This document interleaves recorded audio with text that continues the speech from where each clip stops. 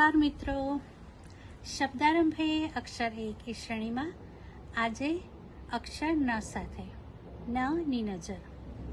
નૈયા નામે નવી નવેલી, નાજુક નાગર નાર નિરાળી, નુપુર નાદે નવલખ નોરતે, નર્તન નિહાળવા નગરે નીકળી.